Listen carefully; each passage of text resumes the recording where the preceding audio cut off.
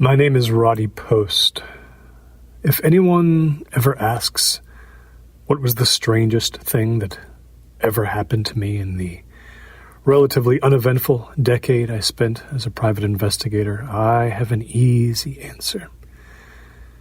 Year after year of tediously gathering evidence for court cases, looking for missing people, conducting surveillance on unfaithful spouses. And then came August 4th, 2017. This small, pale woman of about 40, named Angela McCrail, walked into my office. She sat down and she asked me almost first thing if I was permitted to carry a weapon. She wasn't quite sure who to turn to for what she needed, and she was afraid that if she asked the wrong person, she would get into very deep trouble. She folded her hands calmly on the lap of her suit, a very expensive-looking business suit, and she looked at me intently with these cold green eyes. The name McCrail gave me an association right off the bat. It was true. This Angela was the estranged daughter of Wilhoit McCrail. He was grieving grandfather back in 1917.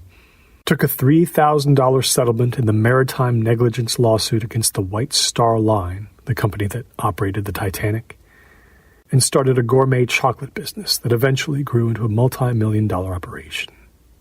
I'd read about Wilhoit's death in the paper the night before. Age 71, no cause of death given. I want to pay you 3 times your normal fee to do one simple thing for me with no questions asked. That's what his daughter said to me that morning in August. After my father's funeral, I want you to stay the night outside his crypt and make sure he doesn't come out of it. If he does, I want you to shoot him and confirm to me that you did. I am not prepared to answer any questions about my reasons for this request. Not a single one. Now, 11 years in the business had taught me to expect bizarre cases, so you shouldn't be surprised that I agreed immediately to Ms. McCrail's terms. About once every 3 or 4 months, almost like clockwork, I'd get a request that was totally irrational, usually brought on by emotional distress, anger, jealousy. I always took the money. All I can say is that giving people what they need to feel better about their screwed-up lives briefly during a period of interior chaos is not the worst crime in the world, you know what I mean? Angela McCrail left my office a half hour later after signing the usual papers. Nothing in them was about shooting a dead man risen from his crypt, I assure you. I don't know. Am I a bad person for not turning that woman away? Refusing her money, maybe getting in touch with her few living relatives to warn them that she obviously needed professional help and fast. What was my responsibility there, really? Can you tell me that? This whole house is cold all the time. I don't know what it is. I don't know what it would feel like to someone coming in from the outside.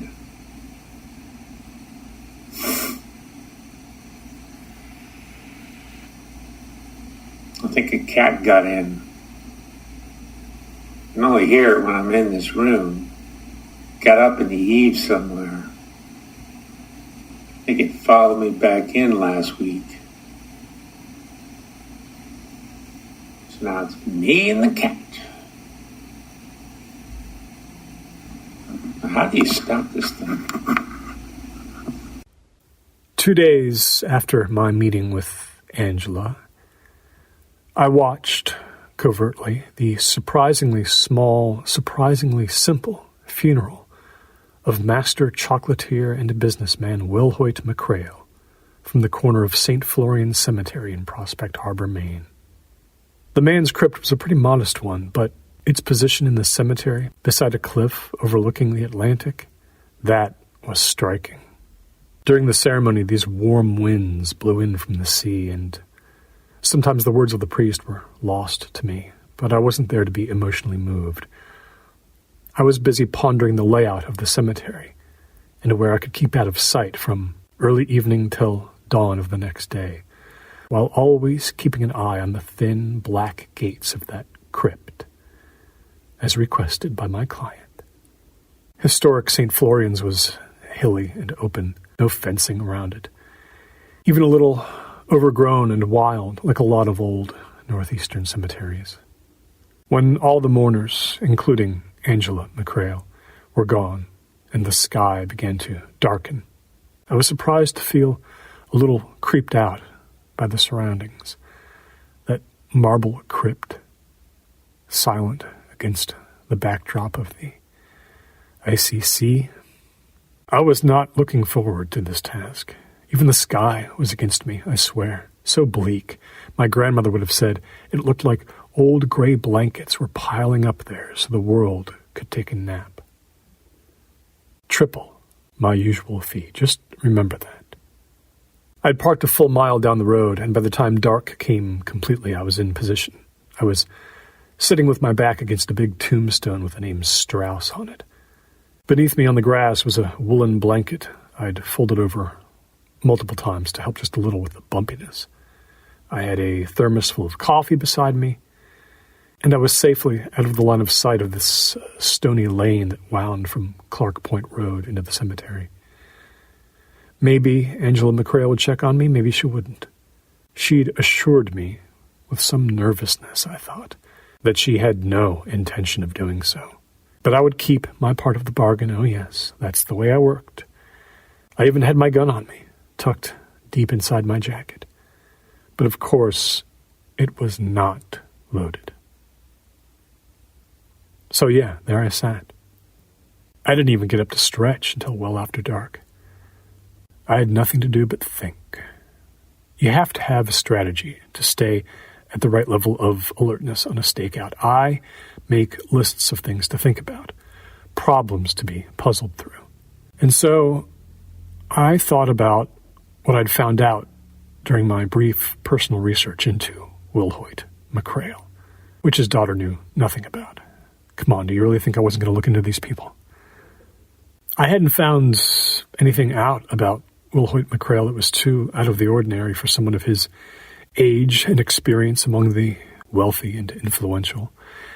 Intelligent, resourceful, a little mercurial, disliked intensely by 2 ex-wives, but much loved, apparently, by his first, though she'd been dead for 20 years. An extensive traveler, described by some as mysterious, even secretive, prone to long periods of aggravating absence from the company he mostly had other people run for him. Then one day, 10 years before he died, he just dropped out of his business, took his money, withdrew into his mansion, and never really showed much of himself anymore. There were plenty of photos of him out there. He looked normal, except he never seemed to smile, never. As for his daughter, Angela, she lived alone and had nothing to do with her father's business or his money. The history there was very murky indeed. She was a respected CPA, no apparent history of mental instability. There was one curious thing I'd found out about McCrail through my connection at the municipal police. He'd been arrested 2 years before for trespassing. He was found just walking on a private farm about 20 miles from his mansion on West Bay, almost a full mile off the nearest road, at 3 a.m. There was a police report filled out, but it went nowhere. The property owners had decided not to press charges. Paid off, maybe. No mention of intoxication. He was just out. I checked a couple of maps and I saw that he'd only been about 50 yards from a fence that separated this big lonely farm from a senior memory care complex run out of an old prep school donated to the state. I recognized the name of it. The place had been in the news a year before because they'd lost 2 residents in 6 months. They'd just gone missing. It happens, memory care. No report in the paper about McCrail's arrest, which told me that, yeah, someone had gotten some money to keep it quiet. Weird. So you want me to spend all night watching the crypt and act only if he climbs from his coffin and walks out of there.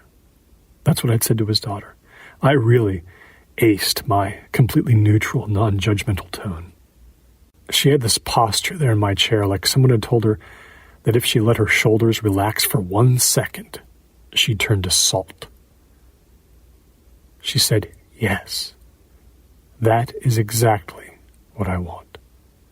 Stay well away from the crypt itself. The gates are locked, but his coffin is not, as per the very specific instructions he left to his executors upon his death. Not once did this woman break eye contact with me. In accordance with her conditions, I pursued no further details from her. How's that for self-control? I needed the money. You see, I had debts. I had all the time in the world to stare at that crypt that night, until it became nothing more than a vague silhouette. The wind got chilly, and the sounds of the sea seemed to get louder. Behind the black gates there was an iron door, also shut tight. Beyond that, well, I assumed it would be just the coffin in the center of a very small, windowless sepulcher. The hours began to pass. By that time, I was a veteran of too many stakeouts to count, so I had plenty of mental gymnastics in the bank to get me through till 8 a.m. without dozing. But I found myself thinking of some very foolish things. I was letting my mind get corrupted by ridiculous images. I thought about Angela McCrail sitting alone in her house, staring out her window, thinking crazy thoughts about her dead father, however they had come to be. And I thought about reading spooky comic books as a kid, and how an artist would draw the images that she was probably thinking about that night. The iron door opening, and a bony old male hand emerging through the crack, fingers long and discolored, maybe tiny red eyes peering out through the shadows, the gates being parted, and some letterer drawing the word creak in shaky lines with 7 A's, probably, to visually express the sound. And then a black shape with no definition stepping out into the grass. Great stuff for a 7-year-old, but nothing more. I remember thinking I had reached the absolute bottom of my career, and that I would be out of this line of business by year's end. Enough was enough. Back to selling industrial washing machines to hotel chains, maybe. I am honestly baffled by why I was so sleepy by midnight. I really am, to this day. Well, not exactly sleepy. That's not the right word. I just seemed to be fading. It was like when I get the flu every few years and I get a temperature so high that my head starts to swim and my thoughts slip off track and they get stuck in a repetitive groove. I swear I spent at least an hour mentally rearranging the letters of Wilhoit McCrail's name into different words. And eventually, maybe sometime around 2, my eyes closed for a while. I imagined a tall, twisting shape like a mist swirling around inside that crypt 40 yards away, swirling and swirling, then becoming something like a man. Stubby fingers without flesh, scratching on the inside of the coffin lid, too weak to make anything happen at first, but then getting stronger and stronger, more and more insistent. Never once in my career had I failed in a stakeout situation. Always staying awake and locked in had been a point of pride. It reminds me of my college girlfriend. She was in a school play, and she had to rehearse this one scene over and over and over again all day. It was a big crying scene. She had to make herself cry again and again. And just before dark that day, she got this phone call that her mother had collapsed and died. And she couldn't cry. She had no tears when she needed them the most. I don't know. Maybe that has nothing to do with me. Maybe I was just far more tired that night than I realized. I was so tired I even forgot about my thermos of coffee. How could that just slip my mind? I know I was still awake at about 3:15.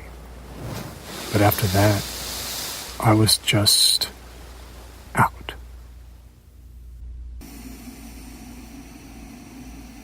I'm not telling you all anything about anything. You want to entertain your suspicions about me? You do the traveling I did. And you spend the years and the money yourself.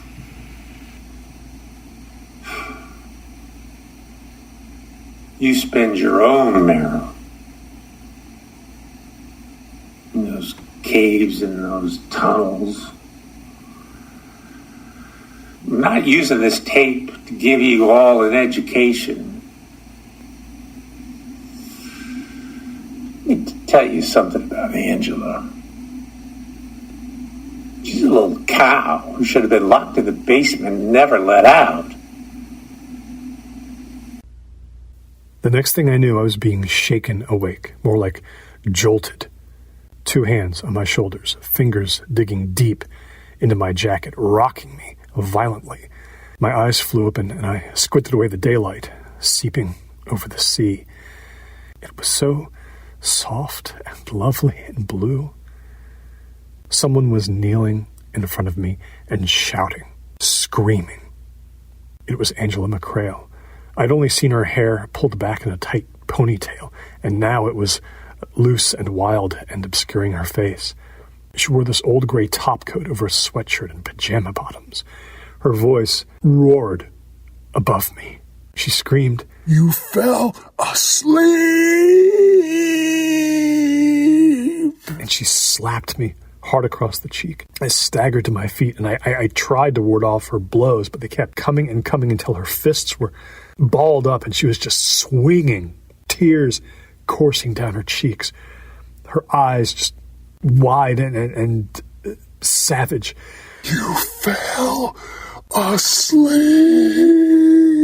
Finally, I lashed out myself. I shoved her backwards. She fell back onto the ground, but she immediately got up again. She was panting. She was literally clawing at her cheeks with panic and rage and fear. She looked up at the sky then, like she was having some moment of horrible realization, like there was nothing left to be done. And she let out this long, wavering, pained baying. I backed away from her. When her vocal cords were totally shot, she took off, running toward the cliff. She had on these cheap white sneakers, and you could hear the wet squelch with every footstep. The morning fog that had rolled in began to swallow her up. And when she was 10 yards away from the cliff, I realized the worst was about to happen.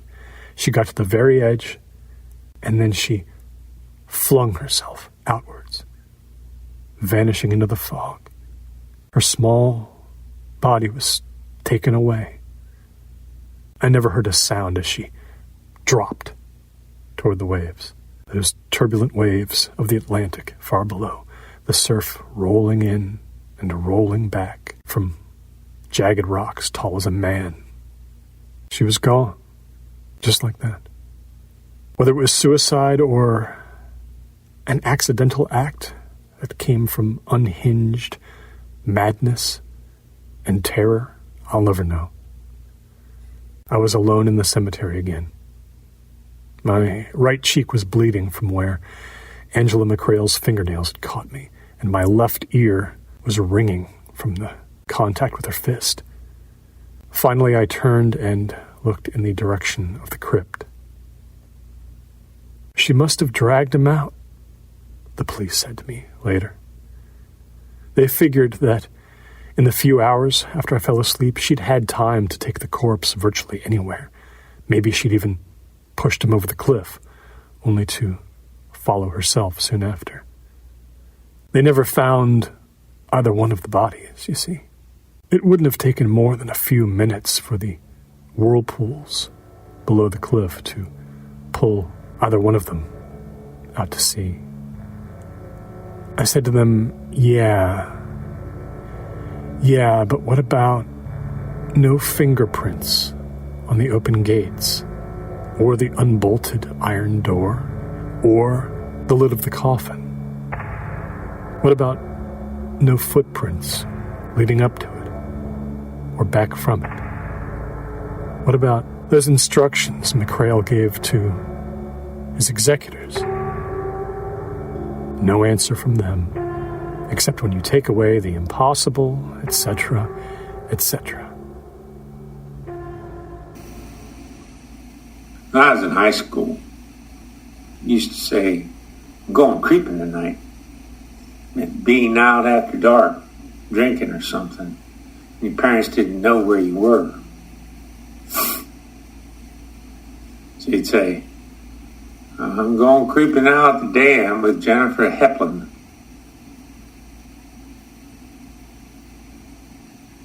Doesn't mean what it sounds like. I don't like words like that. Here I am, Jennifer. Give me a kiss.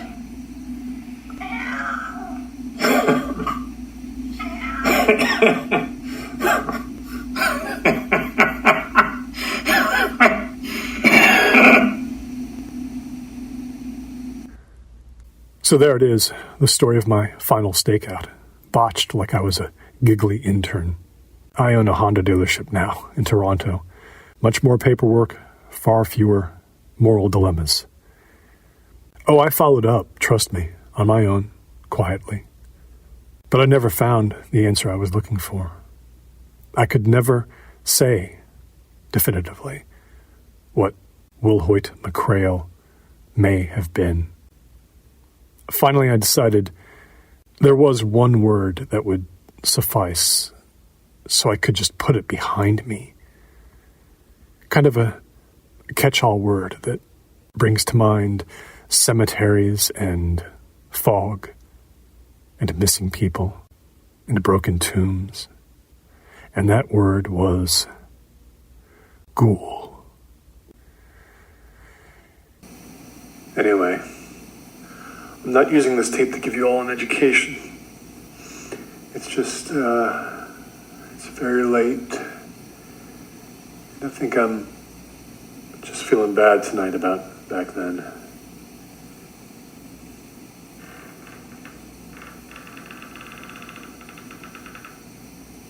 Hello?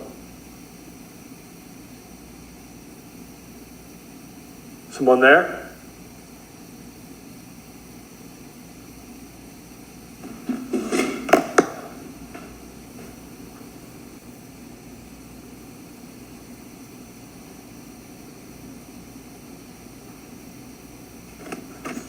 I guess it's nobody. Stay away from me, McCrail. I have no fight with you. Remember, that gun wasn't even loaded.